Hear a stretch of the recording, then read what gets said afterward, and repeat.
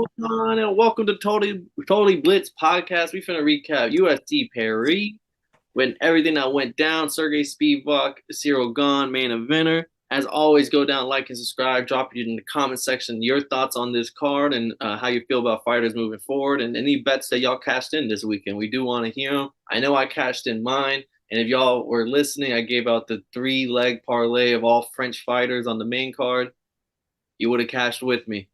As always, these are your hosts. I'm Paul Pick'em Win'em Concha, and I'm joined with.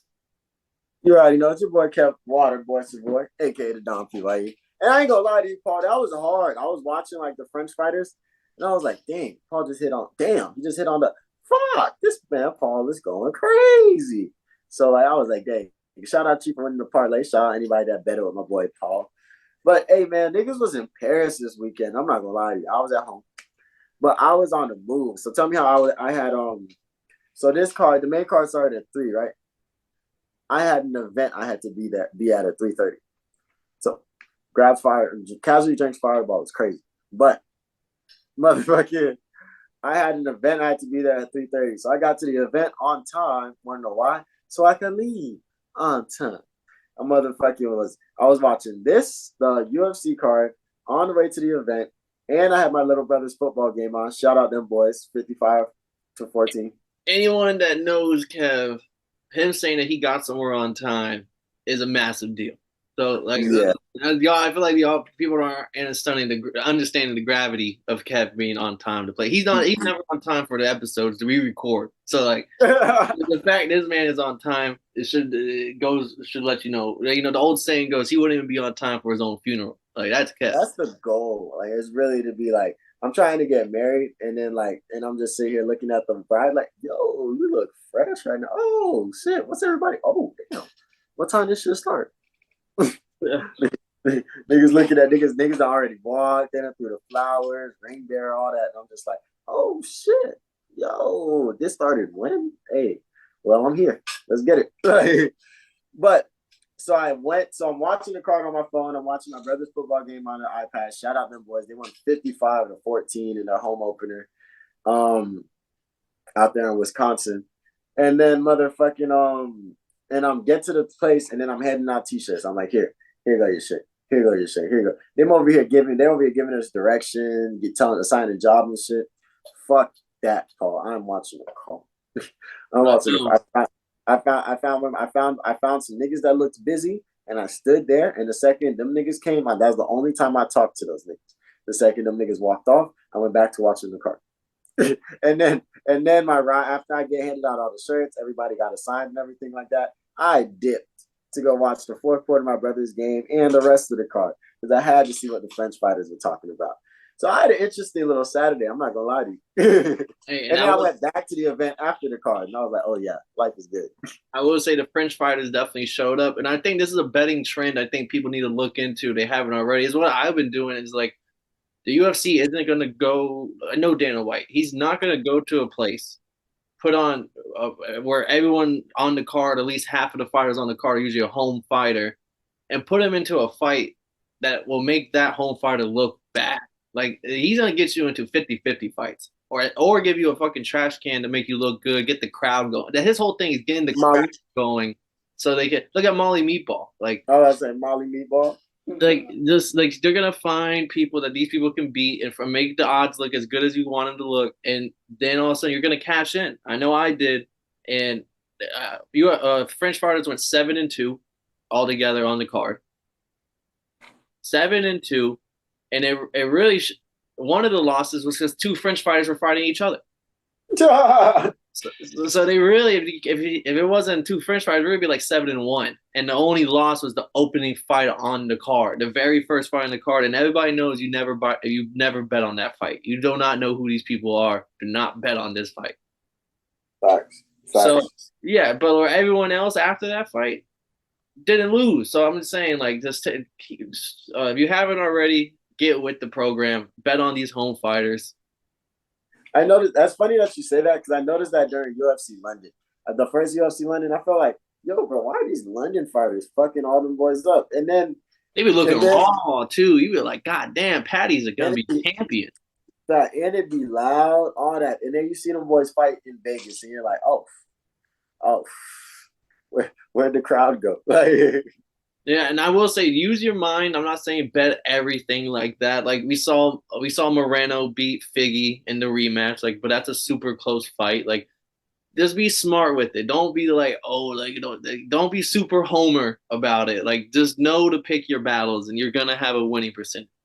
facts. Jamal Hill. Cause I was about to say, you can say that probably about China. You can say that about definitely can say that about Paris. You can probably say that about London to an extent, but you can't say that shit about Brazil. They don't fuck with Brazil. Yeah. they Hey, but the they just said Brazil the Brazil crowd be fucking it for them. Like the Brazil crowd so bad that I feel like Dana White just be like, like that's. Dana White brings his best hitters to Brazil every time. But I mean, let's get into the card. Kev, you were talking to me a little before this fight, something that I didn't really pay too much attention to, except for the highlights. But like, what was your favorite fight on this card? Bro, my favorite fight was Lusa versus McKee. I want to say that's who it was. I know it was Lusa, big black motherfucker, looked Yeah, strong as hell. Looked like versus he.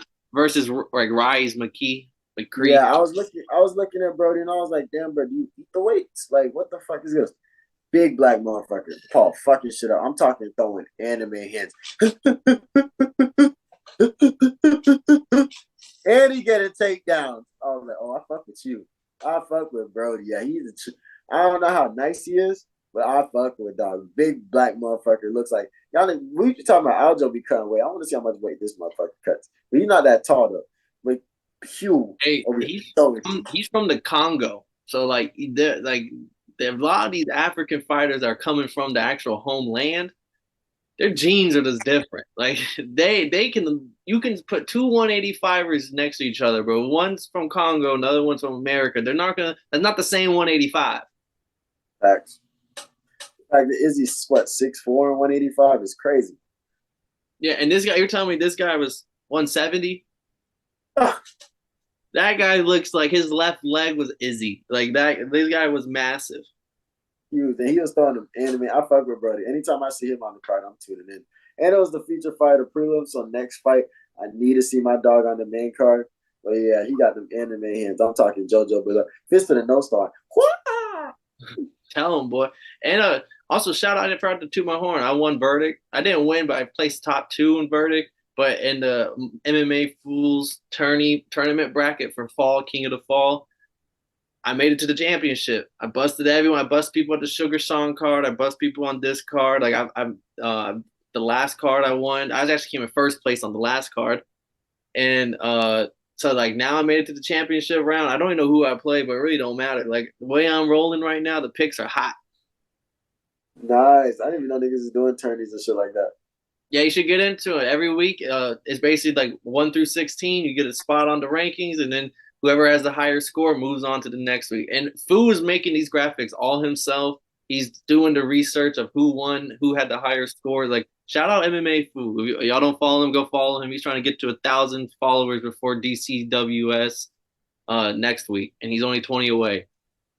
Nah, I'm not gonna lie to you. I don't fuck with Verdict. It's cool and all, but anytime I pick niggas on Verdict, that's the only time you'll ever see me miss every fight on the card. It's the odds. It's the points. You'll see some big points on somebody. You're like, I can see it going this way. And then he goes out there and gets knocked the fuck out cold. But it's crazy because anytime I do the Verdict picks, I usually pick on the podcast first.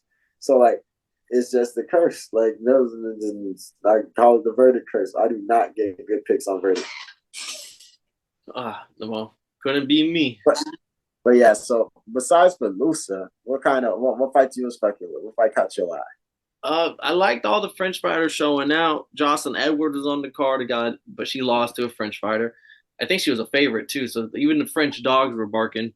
But my favorite fight of this card, we're gonna skip the line a little bit because we are still gonna talk the Rose return. We're still gonna talk Benoit Saint Denis. My favorite fight on the card and my favorite bet, I think this might have been my lock of the year, and I just forgot to say it was Cyril Gane. It was like when I picked him, it was like 175. Like I know it's not a pick 'em, but like I was up here on the podcast telling him like Cyril Gane like steamrolled the heavyweight until he got to the elite of the elite. Sergey Spivak was never in anyone's mind going to be a world champion. Like, this man beat up Greg Hardy. That's cool and all. He has looked great in his last few fights. Really good, actually, getting finishes and everything. But what did Meek Mill say? There's levels to this shit. Like Cyril Gane was just on another level, and you're telling me like I could get him at minus, like even on fight day, it was like minus 190. It didn't even hit like the 200 number yet, and I'm just sitting here like this is stealing money from the candy. Like what? Like so that was my favorite fight, and just how, like I said, he showed you there was levels to it. Like he went in there. Sergey tried to shoot a couple takedowns. I mean, I think he only shot like one or two. Looked from a distance, getting shit stuffed. And then Gane is this footwork's too fast. Sergey can never get in position, and like especially at heavyweight where everyone's got power, you can't afford to miss. And then like at a certain point, I feel like Sergey wasn't wanting to throw anymore because he knew he wasn't going to land. And the moment you miss, Gane is so fast that he's going to land 2 or 3 on you.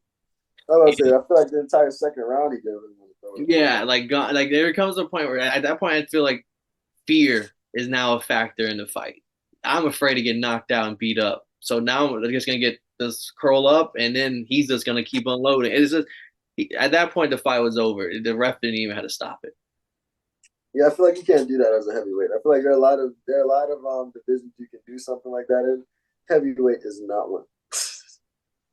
And I mean, Cyril Gane, shout out to. I mean, I'm gonna co-sign that boy Marcus, not Marcus, Gator Boy. I was kind of agree with him before the John Jones fight, but then post John Jones, I didn't know how to feel about him. But best striker at heavyweight.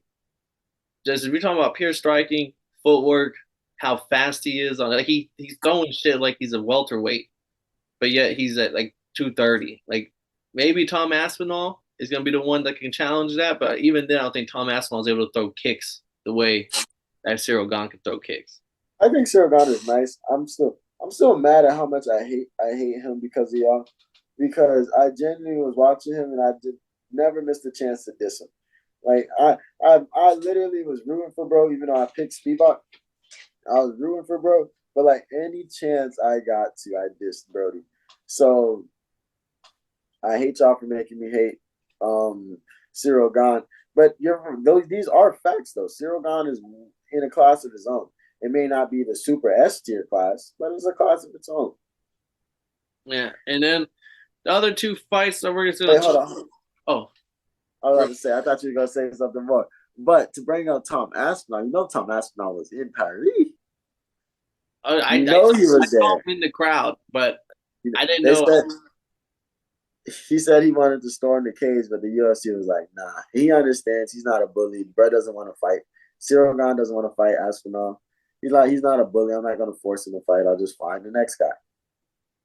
But I would say it's just getting very interesting because like right now there's hypothetical matches like with Sergey, Tom Aspinall, like I feel like these are the 3 that like we may not see them all fight each other, but like those are the next fights to be made at heavyweight because John Jones ain't fighting none of those 3.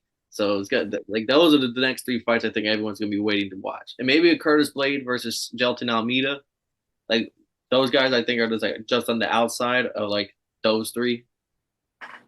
Facts. No, that'd be crazy to see what that heavyweight division turns into. But then our co-main event, the return of Rose, it didn't go how planned. It didn't go too well. It didn't look too good for her hands, her finger in particular, but Rose gets beat unanimous decision 30-27, 29-28, 29-28.